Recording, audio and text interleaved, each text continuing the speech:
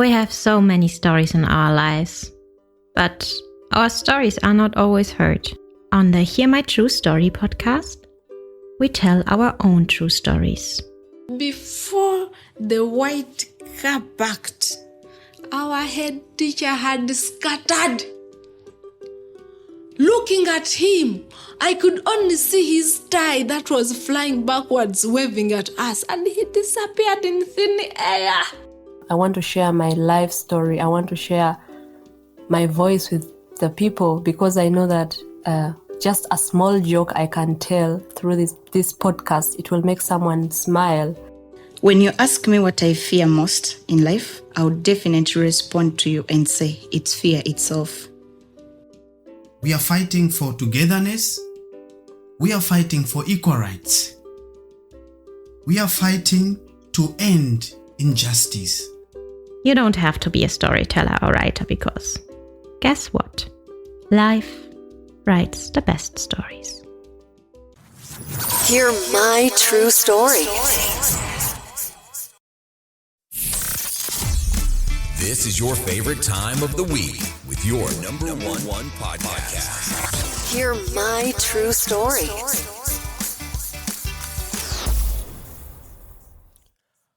Hello, our dear listener. Thank you so much for being part of the wonderful podcast. It is me, your host, Otako. And today, I would like to tell you a wonderful experience that I've made as Otako in my daily life. Anyway, yeah. So, I want to tell you something. Otako, as a person, I'm training to be an educator. But at the moment, I have to work. At the same time, I go to school because of my training. The training I do is more of like a vocational training. You go to school, at the same time you go to work. And this gives you the opportunity to create experiences, both in school and also at work. So the personal story I'd like to share with you, I made an experience at work. I work in an institution that works with children between 3 to 6 years. So I work with these young children. And I enjoy working with them because they really ask questions and I love to answer those questions. One thing that I have realized is that it is so beautiful to listen to them. And that's what I do. So there is this one moment when we are having lunch in our group with the children. We have about around 20-something children. So our room, we set up the tables that each table has 4 to 5 children, and each table has one adult or one educator that is seated with the children, and then we eat. So this particular day, I had a table of 5 children, and I was there as the adult. So I was eating, and the children were eating.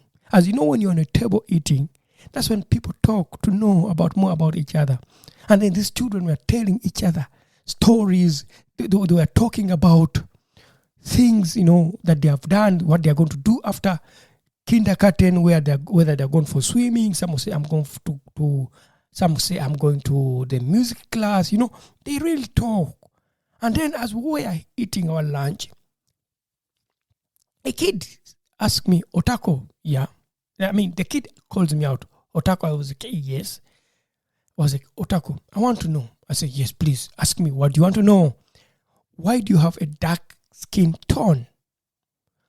And I was like, yeah. Do you want to know the answer?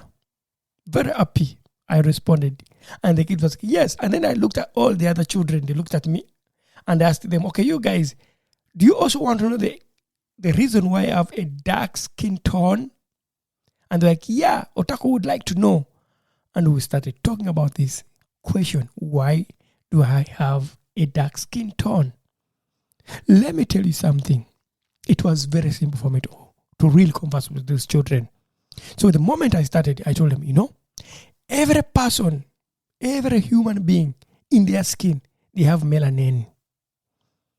And one, you need to know, when someone has more melanin in their skin, then they will have a dark skin like mine, or they will have a dark brown skin, or maybe they may have less melanin. And that's why they will have light skin, or they will have a light brown skin. And that's because we have melanin in our skins. And then one kid was like, so you mean otaku? I have less melanin in my skin? I was like, yes, because you are light skin. And the other was like, yeah, also my mother has less melanin. And the other was like, also my father has less melanin. And also I told him, yes, also my mother and father have more melanin in their skin. And that's why they also have a dark brown skin. And that's how we conversed about this question with the children of 4, 3, 5, 6 years. And then I asked them, so you guys, do you have any question that you want to ask me as Otako right now? I'll answer it. And they're like, no, I think no question. Then we continue to eat. But the most interesting thing that I've experienced was when we are again having lunch, but this time with also another group of children on the table. And it was also on, I can't remember, but we were a different group of children on the table. And then one of the kiddos asked, Otako, I want to know, why do you have a dark skin tone and the other kid has a dark brown skin tone and me, I have another skin tone? And then the child who was seated on this table when we were having lunch said, do you want to know the answer? I can tell you. That was the child telling the other child. And they was like, yeah, tell her. And the kid said, okay, you see, Otako has more melanin in his skin. And that's why he has a dark skin. And me, I have less melanin. That's why I have light skin. So a kid explained to the other kids in my presence. And I was like, oh my God, this is something really beautiful. Because I thought I'd talked about it sometime back with the children and maybe that they forgot about it. But there was already a kid who was explaining to others on the table as they were eating. I was so happy. That day, I was the happiest trainee who wants to be an educator, that I'm doing a right job to talk about issues that people fear to talk about with children. Things like skin tone. I was so happy. And this was so wonderful for me. I was so happy. You may not see my happiness now, but you can hear it in my voice. I was happy. And today, in this episode, I want to share with you my experience. I mean, like, how do I deal with this when questions like that are raised to me during my place of work, or maybe in the community where I live, or maybe when I hear people being asked questions and they try to run away. I'll share with you my personal recommendation. You can, of course, agree with me, or you may not agree with me, but it is my recommendation. This is the way I deal with it. Enjoying this episode? Leave a review now. Hear my true story. I mean, as an adult or as an educator, or maybe as a caretaker, or maybe as a parent, when your child raises a question, and it's about skin tone, please don't mix these two things. Don't mix the skin tone and race. Race is different from skin tone. That is clear. And that is what you need to know as an adult, or maybe as an educator, or maybe as a caretaker. Skin tone is different from race. These are two different terms that people keep mixing. And when you mix these two, that's where you're going to have challenges. That's why you're going to have people trying to raise some terms and say, yeah, maybe I am colorblind. People will start saying, yeah, I'm colorblind. I see someone the way they are.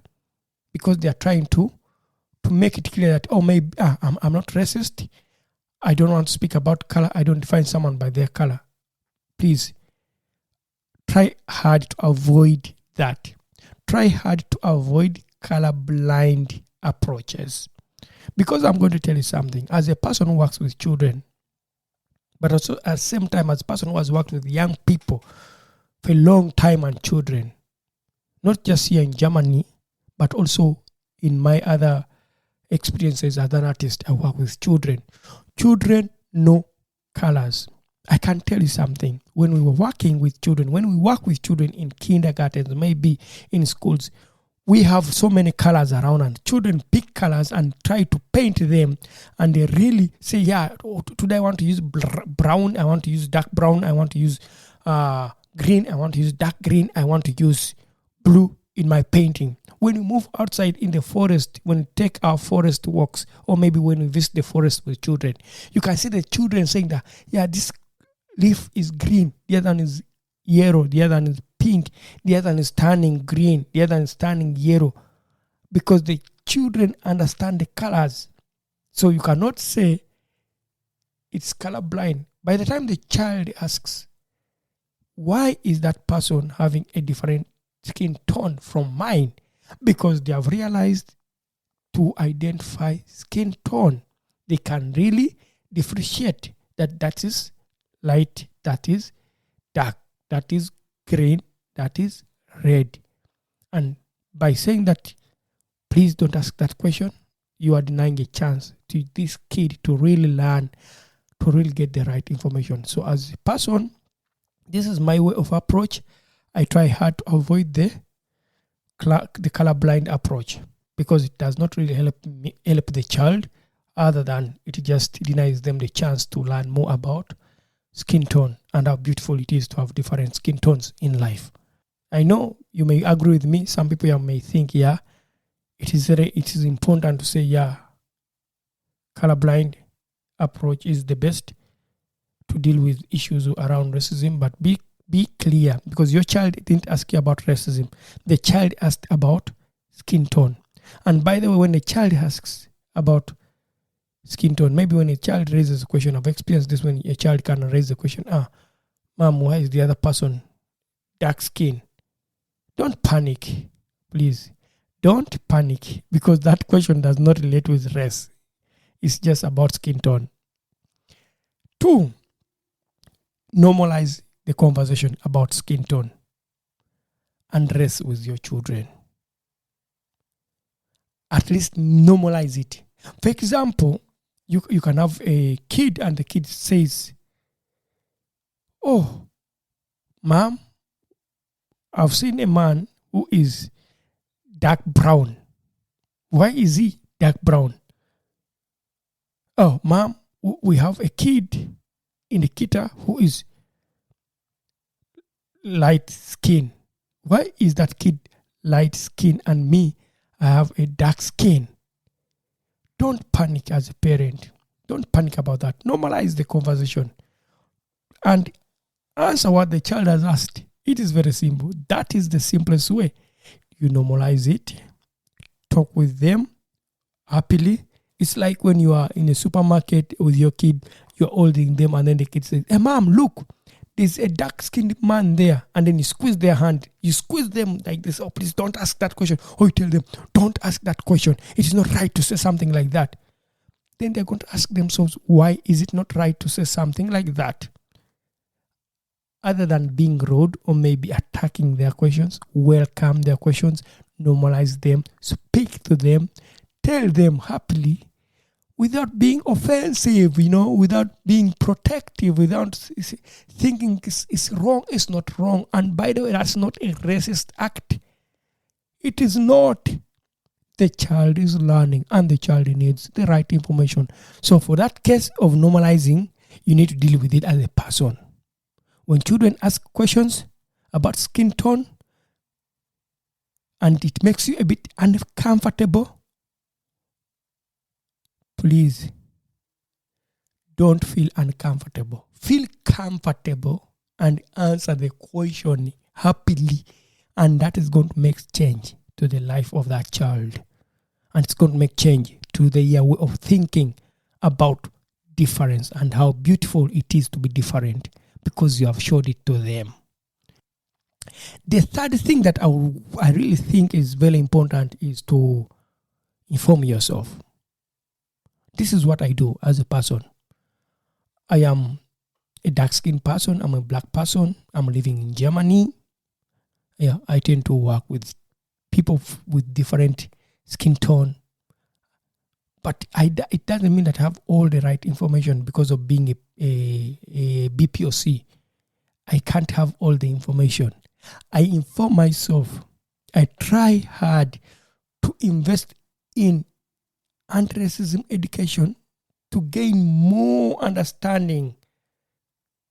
More understanding about this topic rather than just relying on informal discussions that I hear from people. So I really hard find myself information. I buy books for myself.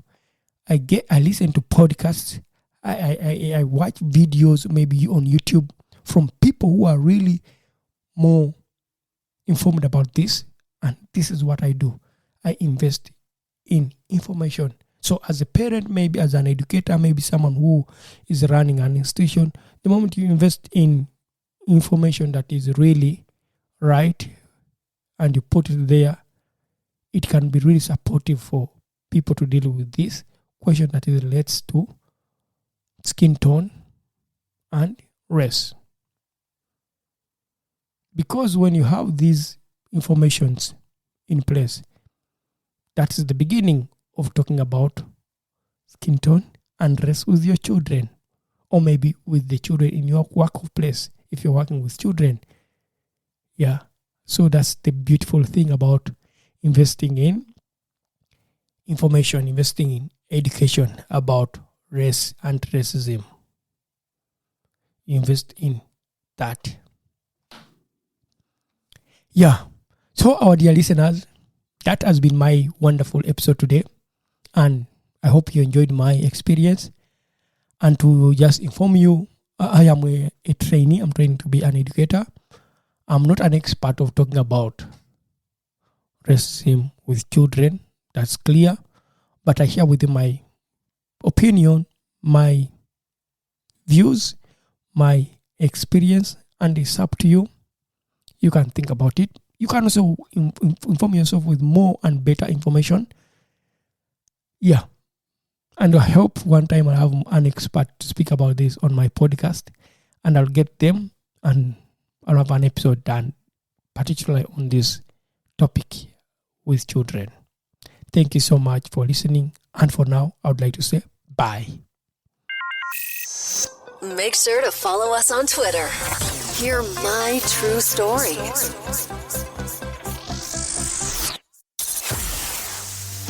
We not only have voices for a podcast, but also faces for YouTube. Don't miss your next episode. Hear my true story.